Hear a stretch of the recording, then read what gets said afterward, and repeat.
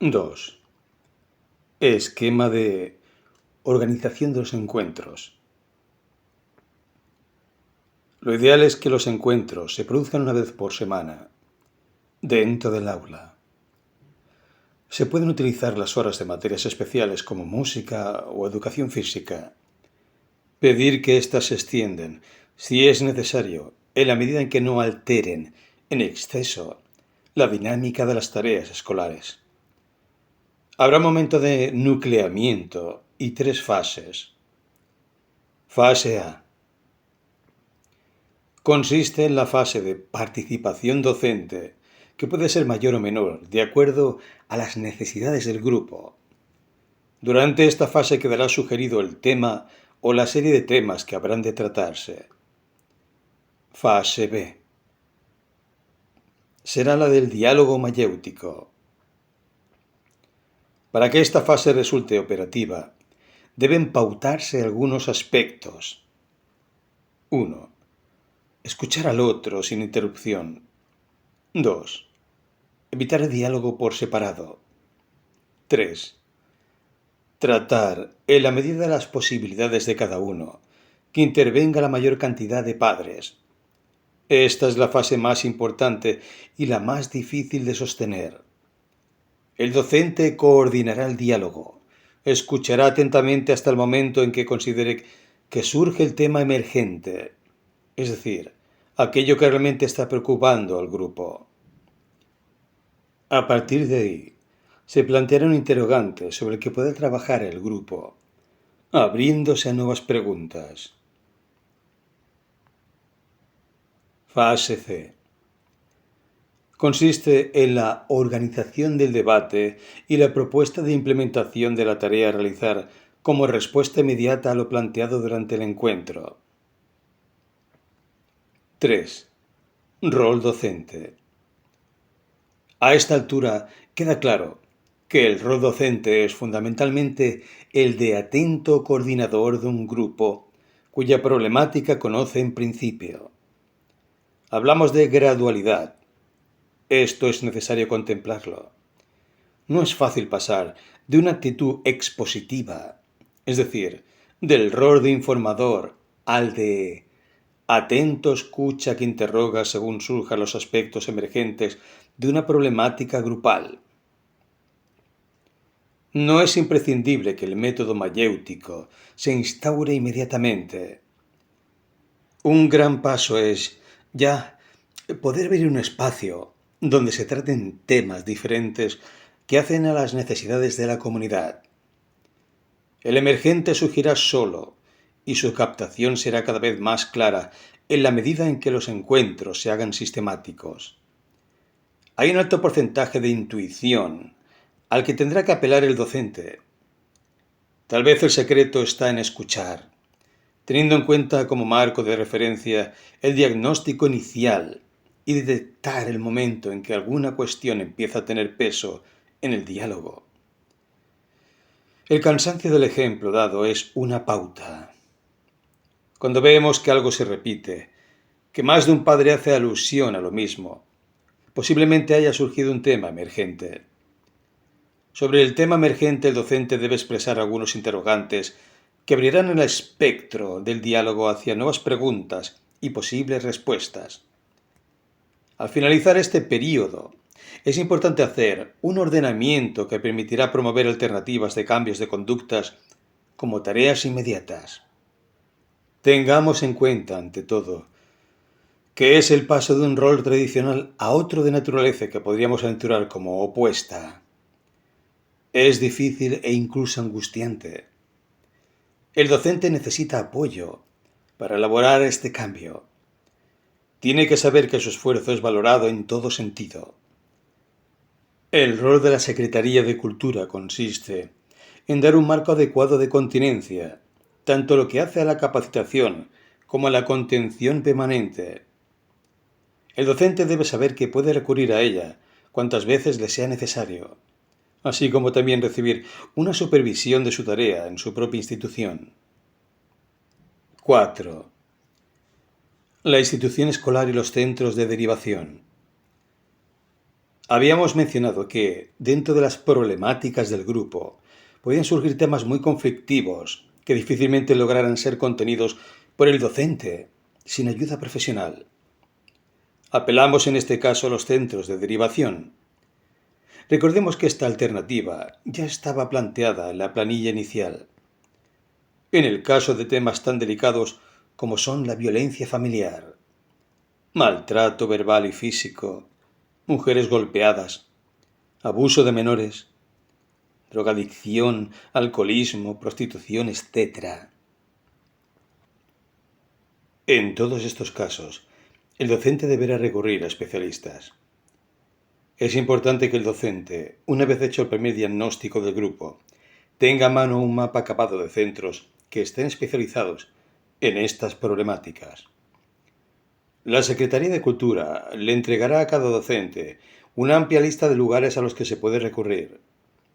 De ahí en más será tarea específica del docente evaluar según el diagnóstico realizado cuáles son los centros o asociaciones que considere más convenientes para abordar los diversos conflictos que se le presenten.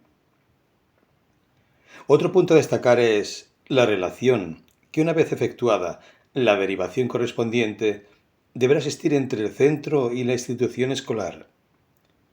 Es fundamental que exista una interacción entre ambos a fin de poder ir evaluando de manera permanente la evolución del individuo y el grupo familiar implicado. El docente recibirá información según el criterio de los centros o asociaciones que intervengan, y ésta será mantenida en absoluta reserva por la institución escolar. 5. Importancia del diagnóstico permanente de los grupos. ¿Qué significa la evaluación permanente? A esta altura ya tenemos muchos elementos para ir formándonos una idea cada vez más acabada de cuáles son las características, intereses y conflictos salientes de los padres. Esto significa que también, a través de ellos, vamos comprendiendo con mayor claridad la conflictiva del grupo familiar. Obviamente este nivel de comprensión será de mucha ayuda para poder evaluar con mayor profundidad la conducta de los niños. Por otra parte, trabajaremos igual en la formación de grupos de niños, adaptando los métodos a las características madurativas y necesidades de los mismos. La evaluación permanente se efectúa a través de un buen monitoreo de lo que va sucediendo en los grupos, así como también en los centros de derivación, en caso de que se haya recurrido a ellos. Periódicamente es importante efectuar un trabajo de observaciones escritas con su correspondiente análisis para tener un registro más acabado de la evolución de los grupos. Estos registros hechos por escrito son especialmente útiles para poder hacer una evaluación conjunta con los docentes de los otros grados. Es importante que existan reuniones periódicas entre los docentes de grado en las cuales se analicen estos registros de manera conjunta a fin de llegar a conclusiones más amplias. Estas conclusiones quedarán asentadas en la dirección a fin de que toda la institución escolar esté al tanto de la tarea realizada y el estado de cosas actual. Si el trabajo se realiza en varias escuelas simultáneamente, el registro de evaluación periódica será fundamental para coordinar acciones coherentes en lo que hace a este proyecto. Un registro acabado de los grupos permite la proyección de nuevas actividades cuyo espectro puede abarcar tanto a un distrito como a varios. Conferencias, actividades de taller, concursos literarios, exposiciones, etc. pueden resultar sumamente operativos si parten de una evaluación acabada de la comunidad. La validez de este diagnóstico está sustentada en la esencia misma de la ideología de nuestro programa, del individuo al grupo, del grupo a la institución escolar, de la institución escolar a los distritos, de los distritos a la comunidad en su totalidad. Esta relación podría graficarse de la siguiente manera. Grupos de padres de cada grado, grupos de alumnos por grado, grupos de docentes de distintos grados, institución escolar, dirección, vicedirección, secretaría, distrito correspondiente, Secretaría de Cultura del Gobierno de la Ciudad de Buenos Aires, formación de grupos de alumnos. En la formación de grupos de alumnos contamos desde ya con algunas ventajas: la cotidianidad, las actividades específicas del currículo, los recreos, todo lo que hace a la organización propia del sistema escolar favorece la posibilidad de una permanente evaluación, tanto individual como grupal. Por otra parte, si es que simultáneamente se ha comenzado a trabajar con los grupos de padres, el diagnóstico del grupo familiar será más completo. Para la tarea de observación, es importante contar con algunos elementos que apunten a ordenar las sucesivas impresiones que el docente se va haciendo tanto del niño en particular como del grupo y su modo de interacción. Para esto, como en el diagnóstico de grupos de padres, será de mucho valor contar con una guía de observaciones que permita un análisis al menos mensual de los aspectos que se consideran destacables. Tomando algunos conceptos de Enrique Pichon Rivière respecto a la dinámica de los grupos pequeños, podrían figurar dentro de la guía de observación y análisis de los siguientes ítems: dinámica grupal, roles del niño en el grupo, cómo funcionan los niños en distintos momentos, aula, recreo largo, actividades especiales. ¿Hay un líder en el grupo? Si lo hay, ¿cuáles son las características que lo destacan respecto a los otros? Seducción, violencia, actitudes de protección, etc. ¿Cómo responde el grupo? Pasivamente, fracturándose en grupos, con actitudes de rebeldía, emulando al líder. De ser así, ¿cuáles son los comportamientos que más intentan emular? ¿Existe un chivo expiatorio? Si lo hay, ¿cuáles son los aspectos que se destacan en él? ¿Cómo se relaciona con el grupo? ¿Se ejerce violencia verbal, física? ¿Se lo aísla? ¿Se lo discrimina? ¿Se lo carga con las culpas de otros? ¿Los roles son fijos o van variando? Líder, portavoz, chivo expiatorio, emuladores. ¿Cómo relacionan los roles de cada alumno con el rendimiento escolar? ¿Cómo relacionan los roles de cada alumno con su lugar en el grupo familiar? Dinámica grupal. Todo lo que hemos ido desarrollando hasta ahora nos permite ir evaluando las características grupales e individuales de los niños, la dinámica del grupo y sus roles.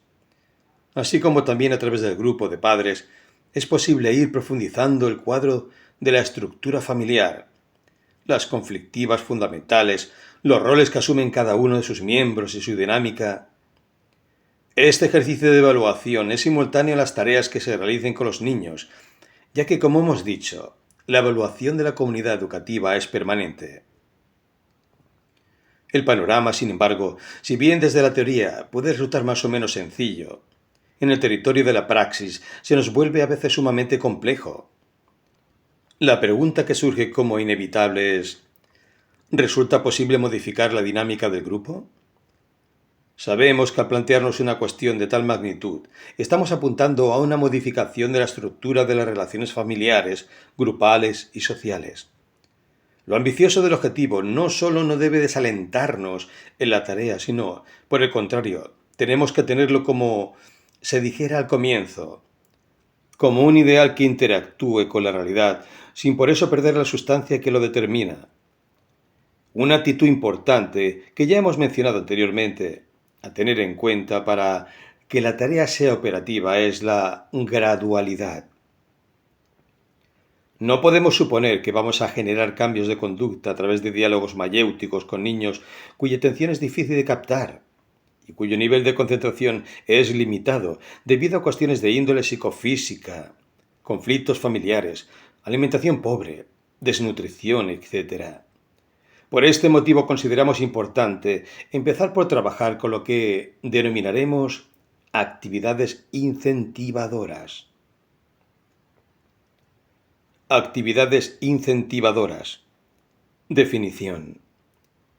La palabra incentivo tiene su origen en 1580.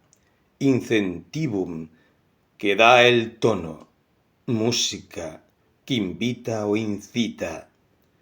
Derivado de canere, cantar. Podríamos definir una actividad incentivadora como aquella que da el tono necesario de lo que subyace en el espíritu.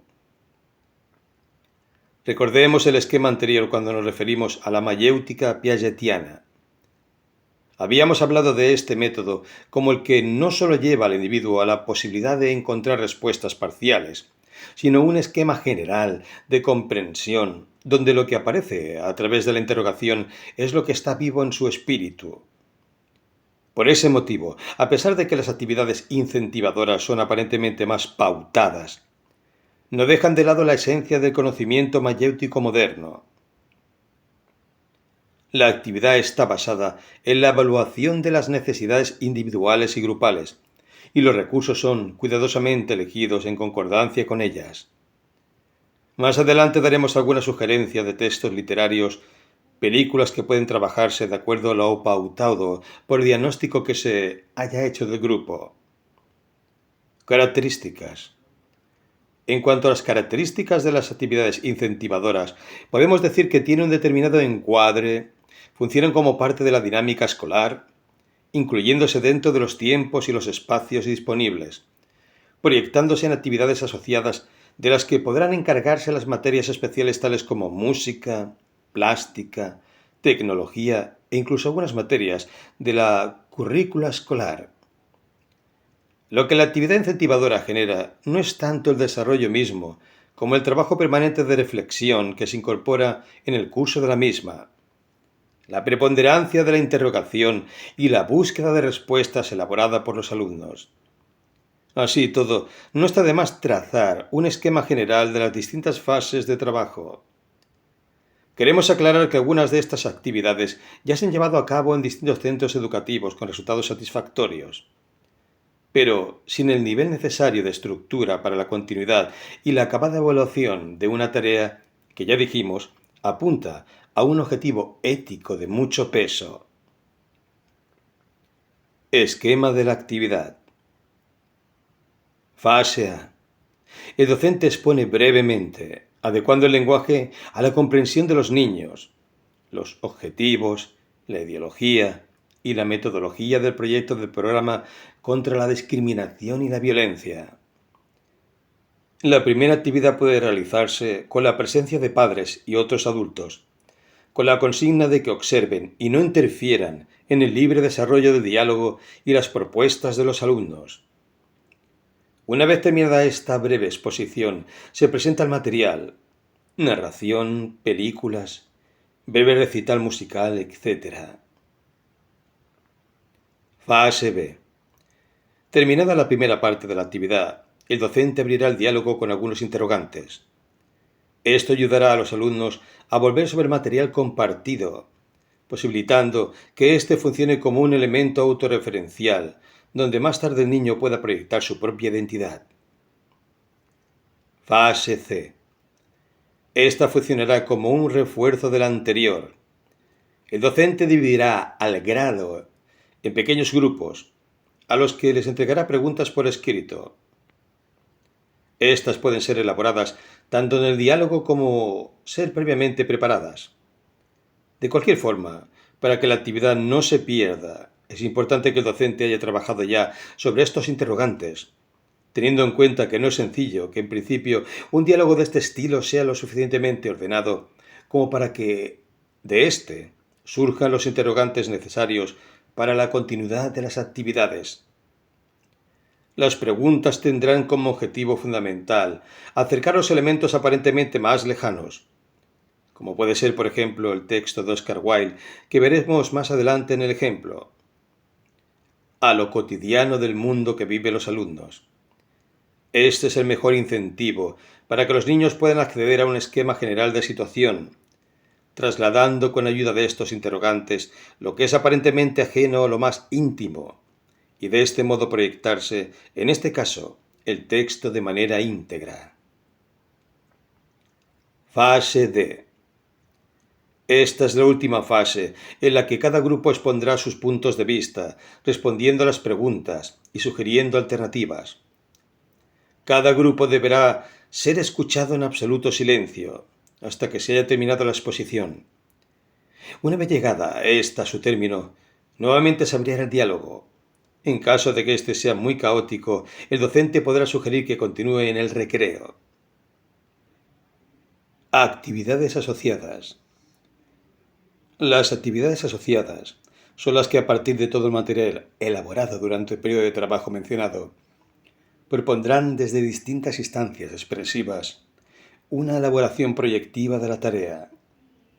Plástica, expresión corporal, música e incluso, como ya mencionáramos, actividades de la currícula escolar como lengua o ciencias sociales. Todas ellas pueden prolongar y enriquecer la actividad realizada. Un ejemplo. Texto de Oscar Wilde. El gigante egoísta. Esta actividad se realizó en una escuela municipal del Distrito Tercero, dentro del horario de biblioteca. Intervinieron 2 divisiones de cuarto grado. Se contó con la presencia de ambas docentes de grado, la bibliotecaria y algunos padres. En principio se realizó una breve exposición del programa C.D y V, y se explicó a grandes rasgos el sentido de la actividad. Posteriormente se hizo una semblanza del escritor, tratando de situarlo en tiempo y espacio. Finalmente, se procedió a la lectura. El texto elegido, al ser breve, posibilitó que el nivel de atención se mantuviera hasta el final.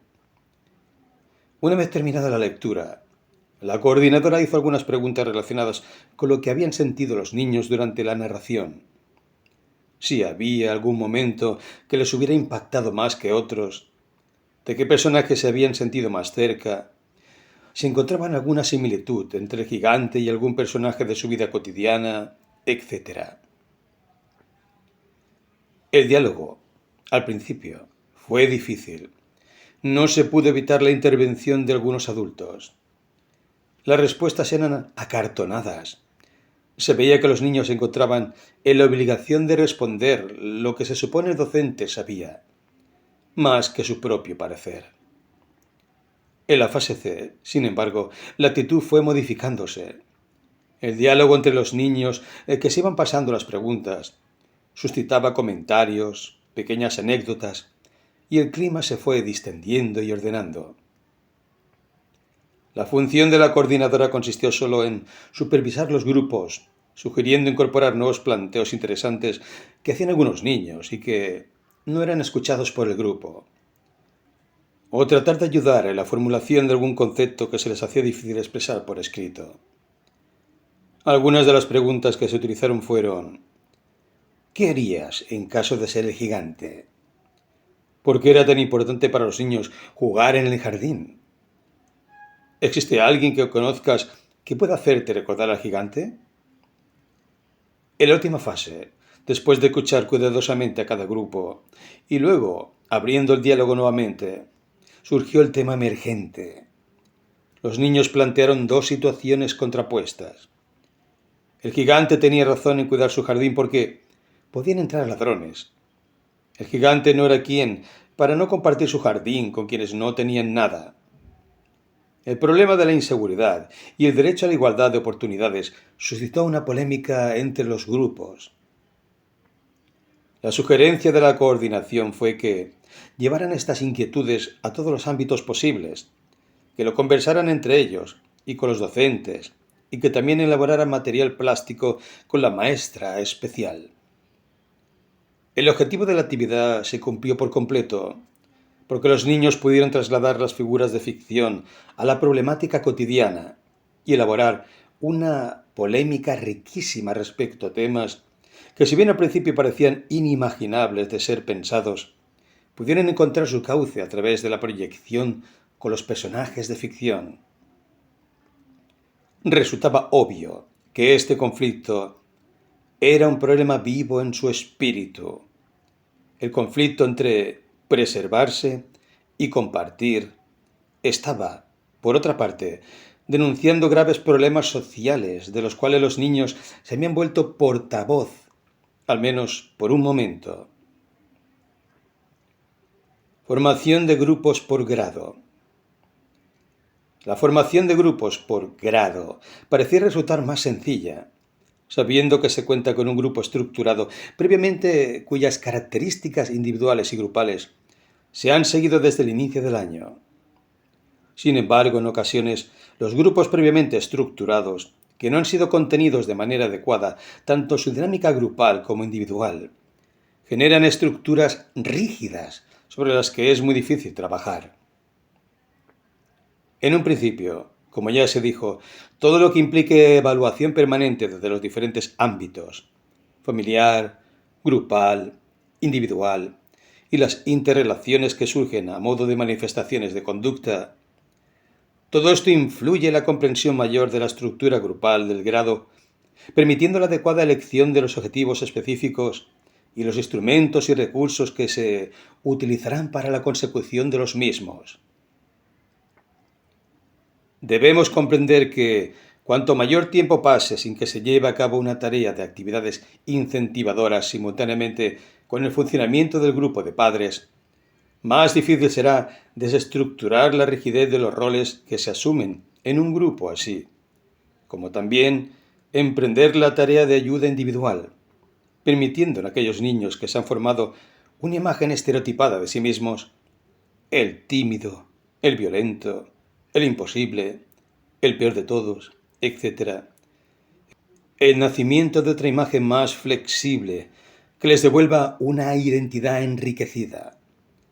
Aún así, sería pueril, dadas las circunstancias sociales y económicas que atraviesa nuestro país, suponer que los niños modificarán rápidamente sus conductas gracias a algunas buenas narraciones u otras actividades que promuevan el pensamiento reflexivo. Esto es apenas un preludio de lo que deberá ser una tarea que posiblemente llevará varios ciclos escolares. Por otra parte, debe insistirse sobre la importancia de la actividad con los padres y la intercomunicación entre docentes, como así también los mencionados centros de derivación especializados, la institución escolar en su conjunto y las 3 secretarías correspondientes: Cultura, Acción Social y Educación. Si este no es un trabajo que se dé en orden de simultaneidad y gradualidad, profundizando cada una de sus etapas, todos los objetivos enunciados no serán más que agradables, enunciados y una excelente lista de buenas intenciones. Las estructuras sociales se abordan de una manera dinámica y flexible. Nunca se sabe a ciencia cierta si llegaremos a puerto seguro. Son demasiados los puntos que han sido vulnerados, demasiadas las heridas infringidas en nuestra comunidad. No nos extrañemos que en el curso de este programa surjan reclamos tan obvios como los del derecho al trabajo, a la vivienda digna, etc. Los problemas del niño que trabaja, la necesidad de abrir refugios, de poner en cuestión el sistema de alquileres en pensiones y la ocupación de viviendas. No debemos rehuir las consecuencias políticas que surjan de los reclamos comunitarios, porque si no, estaremos viviendo la punta del iceberg y arrojando placebos en vez de remedios para curar lo que hemos dicho en un principio. Nos proponíamos erradicar del ámbito de nuestra sociedad la discriminación y la violencia. Y toda esta aparente digresión no apunta a otra cosa que poner una vez más el acento sobre la realidad de una tarea que sabemos llevará mucho tiempo en llegar a conclusiones verdaderamente satisfactorias. Pero veamos cómo prosigue nuestra actividad en el marco del complejo panorama que acabamos de especificar.